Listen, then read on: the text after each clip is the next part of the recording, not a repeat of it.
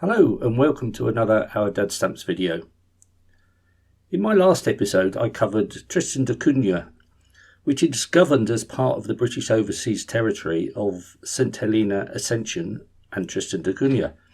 So I thought it'd be a good idea to work my way through the islands. And today we're going to look at Ascension Island. Ascension Island is another volcanic island situated in the middle of the Atlantic Ocean. It's about 1,000 miles from the coast of Africa and nearly 1,500 miles from the coast of South America. The nearest landmass is St Helena, which is 800 miles away to the southeast. And as I said, the three countries are part of a British Overseas Territory. Ascension Island stamps first came to my notice from my dad's collection when I was a small child.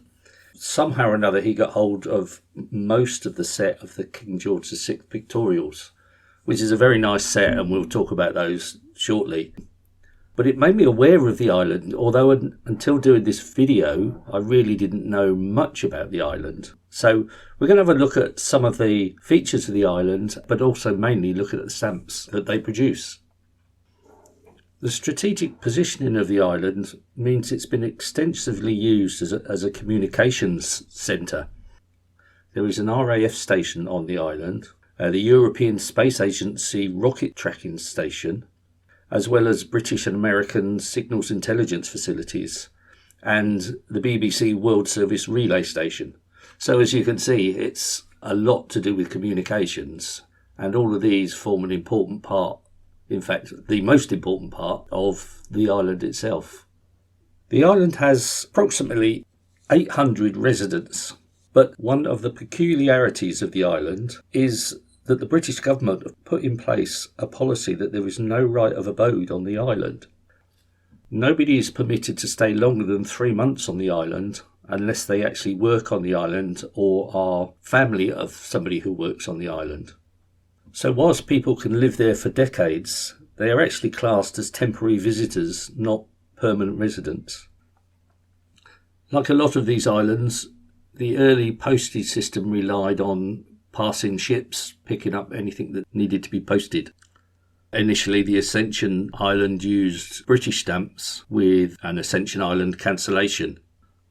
But in 1922, stamps of St Helena were overprinted with Ascension and used for a short period before the Ascension Islands had their own stamps, which were the same design of the ones from St Helena, just with Ascension written in name tablet. These are a nice looking set, which feature the badge of St Helena and King George V's image above it. They run from a halfpenny up to 3 shillings and are quite valuable. They're actually more valuable used than they are mint, which is unusual. The catalogue value for the whole set runs at £600 used, but only round about 350 mint. Whenever this happens, you need to be careful that the cancellations are genuine cancellations. In 1934, this set was replaced with a King George V pictorial set. And these feature different images around the island and an inset of King George V, generally in the top right hand corner. These run from a halfpenny up to 5 shillings and are not too expensive to get hold of. The catalogue value is around about £120 for mint or used set. And as always, it's the top value, the 2 and 6 and the 5 shilling, that take up the bulk of that valuation. So it's certainly possible to collect the lower values. And they are a nice looking set. One of the interesting images that is shown on the stamp is on the 5 shilling, which shows a picture of somewhere called Green Mountain. And the Green Mountain is quite unusual. It's called Green Mountain because it is covered with trees and foliage. However, none of the trees or foliage naturally occur on Ascension Island. In 1836, Charles Darwin had visited the island and commented that it was an arid, treeless island. A few years later, a botanist called Joseph Hooker came to the island to study the little flora and fauna that was there, and after a few years suggested that maybe they could plant trees to enhance the island and also provide supplies for the people that live there. So in 1850, the process was started of shipping various trees from the UK over to Ascension, and the planting took place. This was hugely successful in creating foliage and a suitable climate for providing enough water for the local inhabitants. However, because none of it was natural, it actually had a detrimental effect on the local flora and fauna, and almost completely wiped out most of the few plants and few animals that were there originally. When King George VI came to the throne, a new set was produced for Ascension, and it used a similar design to the King George V pictorials. But this is the really interesting set for me from the island. As I said, my father had a good collection of stamps, and this set was one of the ones that I often looked at and admired. And it's an interesting set to collect. There was a basic set of 16 stamps which run from a halfpenny up to 10 shillings. But within that set, there are many colour differences and also many perforation differences. And to collect all of those differences, there is 30 different stamps, some of which are quite valuable. So it's an interesting set to look at, and one to carefully go through. If you have a lot that come into your possession, carefully check them for the perforations and the colour variations, because you may be onto something worthwhile. Almost all values have at least one difference, whether that be a perforation difference or maybe a colour change. So it's definitely worth looking at. For example, the 1 penny, there's a black and green 1 penny stamp, the centre image being black and the frame being green. But there's two different views. One is of Green Mountain, the same Green Mountain we were just talking about, and the other is of Three Sisters, another mountain range. Now they are quite different, but if you don't know you're looking for them, you could easily miss these, so it's certainly something to look out for. The penny also comes in black and orange, with the Green Mountain view on it, and the black and orange version comes in 3 different perforations, 13.5, perf 13 and perf 14. So as you can see, with just the penny stamp, there's 5 different varieties that you can look out for. It's definitely one to look closely if you get a collection that's not been properly classified, and it certainly makes for an interesting set. All the usual omnibus editions are there, the King George V Silver Jubilee, the King George VI Coronation and Silver Wedding, UPU stamps, etc. All of those are available to collect, and at varying values, generally not too difficult and not too expensive. When Queen Elizabeth came to the throne, they used some new images in the pictorial set, and many of these featured the flora and fauna of the island. And the further we go into the Queen Elizabeth reign, the more and more sets were produced depicting the flora and fauna of the island. In 1963, a new Queen Elizabeth set featured birds of the island, and is quite a reasonably priced set, running from a penny up to a £1 value.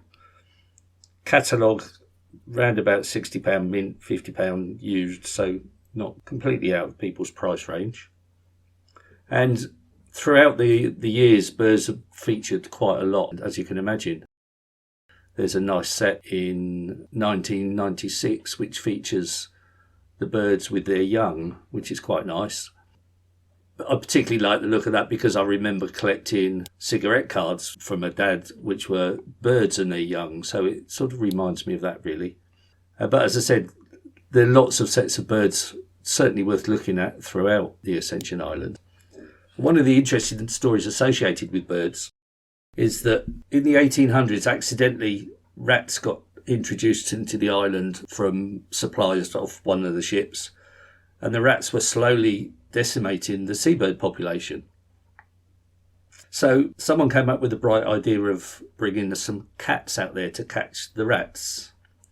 And in 1815, cats were introduced to the Ascension Island, and successfully eradicated the rat problem, but then set about eating the birds themselves and the birds' eggs. So they then created an even worse problem, and the bird population was virtually wiped out. It was only very small, inaccessible areas that the birds survived. So in 2004, eventually all feral cats on the island were eradicated, and since then the birds have begun to recolonise the main island, and it's been a success story with lots of seabirds and lots of migratory birds stopping off and successfully breeding on the island. As I said at the beginning of the episode, space is a big feature for the Ascension Island. So much so that the airport runway was once the longest in the world because it was designed to accommodate the space shuttle. NASA used the Ascension Island to track the Apollo moon landings, and the European Space Agency monitors rocket launches from there. So there is a big connection to space, and consequently there are lots of stamps and lots of sets of stamps commemorating or featuring space travel. It shows just how important it is in that the new decimal currency set in 1971 was actually features the evolution of space travel. And whilst I'm not particularly excited about the way the set looks, it certainly shows that space is an important part of the Ascension Island. As you can imagine, ships feature quite frequently on their stamps, and there's quite a nice set printed in 1986 featuring ships of the Royal Navy. And most of these are old sailing galleons, so it's quite interesting to look at. The set runs from 1p up to £2 and is very cheap to get hold of. £12.50 is the catalogue value mint for the whole set. And like some of the other sets, they're more valuable used than they are mint. The catalogue value for the used set is £30. But as I said before, you must be careful that it's genuine cancellations and not faked ones. Going back to the flora and fauna, there's a really nice flower set in 1981. And what I particularly like about this set is that the high values, 50p, £1 and £2, are in a very large format stamp, which is quite unusual, and they do look quite impressive. The set runs from 1p up to £2 again, and once again, it's not expensive to buy. Catalogues at £14 for the set, mint, and again, slightly more expensive used, £25. So certainly one that can be got hold of. As I said, I do quite like the look of that one. There's a nice fish set in 1991, running from 1p to £2.50. This is slightly more expensive, but not hugely, and bucks the trend in that the mint value is higher than the used value for the set. Mint, they're £30 for the complete set, used £20, so not a lot of difference, but again, a nice set to look for. One last thing to mention is the green turtles. The green turtles lay their eggs on the Ascension Island beaches between November and May, and quite naturally these feature in a lot of the stamp sets. The first one I can come across is in 1973, which is a small set of triangular stamps showing the turtles of the island. And then again in 1994, 2018, and several other dates throughout the period, you'll find sets with different turtles featured. So another thing for the thematic collector to look for. The last thing is just a mention of the airfield on the island that's operated by the Royal Air Force. And it's affectionately known as the Wide Awake Airfield. And the reason for this apparently is that all around the airfield are sooty terns. And sooty terns make a lot of noise all day and all night. So you'll get wide awake the whole time you're there. Quite a nice little story, I think. Whether it's true or not, I don't know. But there's certainly lots of stories to confirm it. So it's quite a nice one to finish on. Anyway, that's the stamps of the Ascension Island. I hope you enjoyed it and found it interesting. As I said at the beginning, next episode I will be looking at the stamps of St Helena and discovering what the island is like and what makes it special. Thank you for listening, and see you again in a couple of weeks' time.